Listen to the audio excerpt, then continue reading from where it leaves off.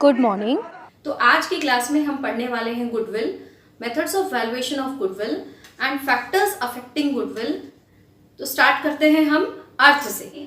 जो है वो एक लाभ का मौद्रिक मूल्य है। ये फर्म की रेपुटेशन और जितनी भी फर्म एक्स्ट्रा अर्न कर रही है उसकी अर्निंग कैपेसिटी से ख्याति जो है ये उत्पन्न होती है, ख्याति होती है।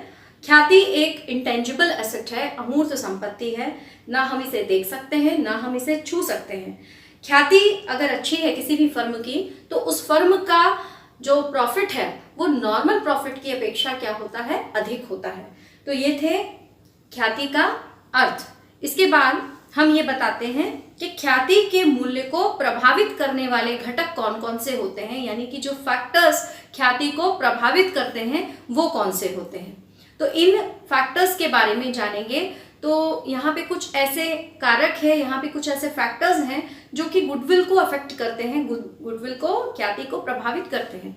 उसमें पहला है व्यवसाय की प्रकृति, यानी कि व्यवसाय का स्वरूप, तो बिजनेस का नेचर। तो यहाँ पे सबसे मेन चीज ये है कि किस उत्पाद, किस वस्तु का, किन चीजों का बिजनेस किया जा रहा है और वो कैसे हो रहा है। अगर व्यवसाय जो है अगर फर्म अगर ज़्यादा प्राइस पे माल बेचती है, उत्पादों का उत्पादन करती है, तो उसकी मांग जो रहेगी, डिमांड जो रहेगी वो फिक्स्ड रहेगी और वो ज़्यादा लाभ कमाएगी। तो ऐसी जो फर्में होंगी इनकी गुडविल जो होगी ये भी ज़्यादा होगी। दूसरा जो फैक्टर प्रभावित करता है वो है स्थान, यानी कि प्लेस। तो यहाँ पे मोस्ट इम्पॉर्टेंट चीज़ है ये देखना कि बिजनेस जो है कैसी जगह लोकेटेड है, बिजनेस कैसी जगह स्थित है।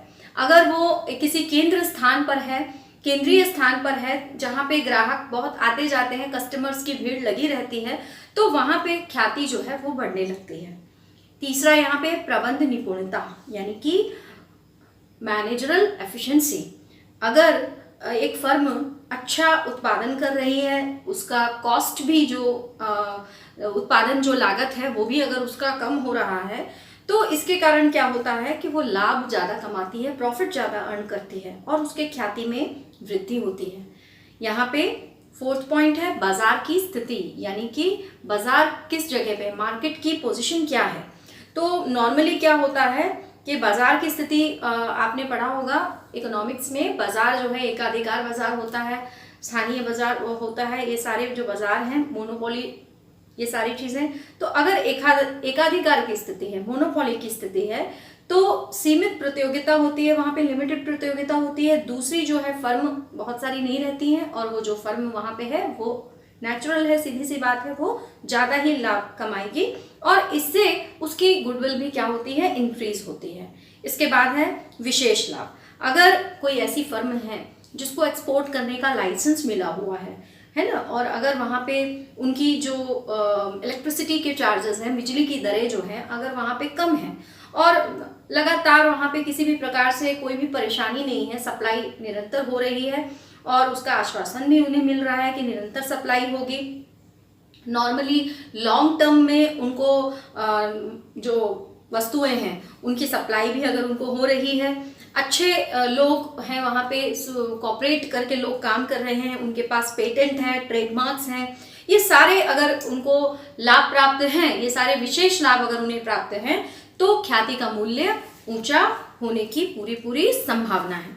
अब यहाँ पे एक क्वेश्चन आता है, तीसरा जो कारण आता है कि सबसे पहले देखा ख्याति, और ख्याति को जो कुछ फैक्टर्स जो हैं वो इफेक्ट करते हैं। इसके बाद हम देखेंगे कि ख्याति की आवश्यकता क्यों होती है, ख्याति के मूल्यांकन की आवश्यकता होती क्यों है, गुडविल को क्यों वैल्यूएट किया जाता है। तो ये हमने बताया कि जब बिजनेस में सेल होती है तो उस समय ख्याति के मूल्यांकन की आवश्यकता होती है। लेकिन अगर साझेदारी फर्म है तो कुछ ऐसी सिचुएशंस हो जाती हैं, कुछ ऐसी परिस्थितियां हो जाती हैं, इन कंडीशंस में गुडविल को कैलकुलेट करना पड़ता है। और वो सारी कंडीशंस जो हैं, जिसमें कि पहली कंडीशन है कि जो वर्तमान में साझेदार हैं वो कितना लाभ हानि अनुपात में उनके परिवर्तन हो रहा है। अगर वो चाह रहे हैं कि हम पहले जो है 1:1 में लाभ हानि बांटते थे और अब हम इस अनुपात में बदलाव करेंगे, तो इस स्थिति में ख्याति की गणना की जाती है। दूसरा, अगर पुराने साझेदार ये तय करते हैं कि वो एक नए पार्टनर को बिजनेस में एंटर कर रहे हैं, तो इस केस में भी आपको गुडविल कैलकुलेट करना होगा फर्म को। तीसरा है, अगर कोई पार्टनर रिटायर होता है, सेवानिवृत्त होता है, तो ऐसी स्थिति में भी ख्याति की गणना की जाती है। साझेदारी की मृत्यु पर, फिर अगर उनका जो बिजनेस है, अगर फर्म डिसॉल्व होती है, तो डिसॉल्व होने की स्थिति में भी जितनी भी चीज़ें हैं उनको बेचना पड़ेगा, तो उसमें ख्याति भी सम्मिलित है। तो यहाँ पे ख्याति का कोई स्पेशल ट्रीटमेंट नहीं है, बट बिक्री के समय जैसे बाकी सारे एसेट्स अगर कंपनी फर्म सोल्ड कर रही है, तो गुडविल को भी सोल्ड करना होगा। और यहाँ पे 6th है एमलगमेशन ऑफ फर्म, यानी कि साझेदारी फर्म का एकीकरण। अगर दो से ज़्यादा फर्म मिलकर अपना एमलगमेशन करती हैं, एकीकरण करती हैं, तो इस स्थिति में भी ख्याति की गणना की जाती है। तो ये सारी स्थितियां आपने देखी, ख्याति की गणना की। इसके बाद हम विधियों के बारे में जानेंगे अगले वीडियो में।